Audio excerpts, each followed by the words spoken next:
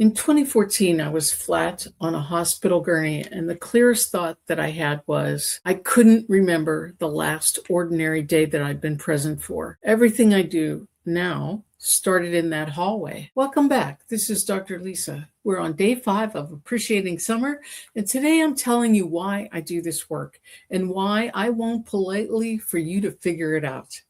I'll tell you the moment and then I'll tell you the science because both matter.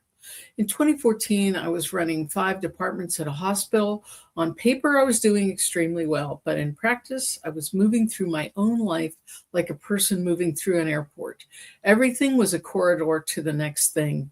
And then I ended up on the other side of it, on a gurney, in a hallway, in the building where I worked. And what I remember about that night is not fear exactly.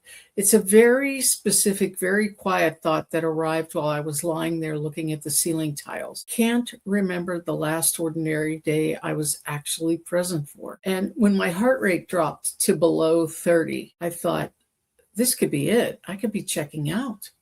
I don't want to miss my life. So that's the smaller moment that goes with it. And that's the one that actually undid me. Some weeks later, I was standing at my kitchen counter peeling a carrot, and I realized that I'd been standing there for I don't know how long.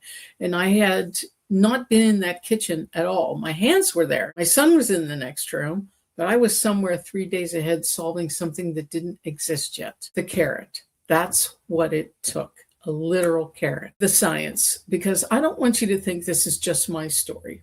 Laura Carstensen at Stanford developed what's called socio-emotional selectivity theory. And the core finding is this. When a person perceives their time as unlimited, they optimize for the future, acquiring, achieving, expanding, preparing. When that horizon shortens, priorities reorganize and fast toward emotional meaning and the present. People stop stockpiling and start noticing.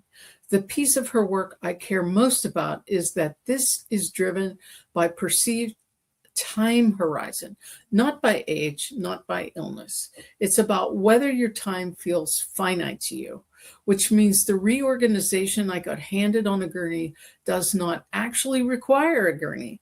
It requires you to stop believing in a specific way we all quietly believe that there will be more of these. And that's why I wrote Grounded in Chaos. And it's why I do this work at all, honestly, because I got the lesson the expensive way in a hospital where I was supposed to be the one in charge. And I don't think that should be the standard delivery method. So I'll say the uncomfortable part plainly. This summer is one of a finite number of summers, not in a morbid way, in a clarifying way. You will not get an unlimited supply of late Julys with these particular people at this particular age. That's not a reason to panic. It's a reason to be here for the one that's still going on outside your window right now. Today's practice, find your carrot, that one thing you do so routinely that you've never once been present for. Something like loading the dishwasher, locking the door, the first 30 seconds of a drive. Do it once today entirely inside your own body. Notice what your hands are doing. That's all. It sounds small because it is small.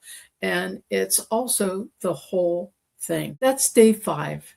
I'd like to hear yours. What's the ordinary moment you keep missing? Tell me in the comments or just comment help if you'd rather point. Tell me in the comments or just comment help if you'd rather I point you somewhere. I read every single comment. And if this gave you one easier breath, help me pass it on.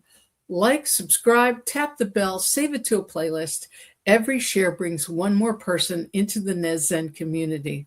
That's how we build this one steadier day at a time. Thank you so much to all my subscribers. I really appreciate you. And tomorrow, what savoring actually looks like on a normal Saturday in 90 seconds. Well, that's today, day 5 of Appreciating Summer.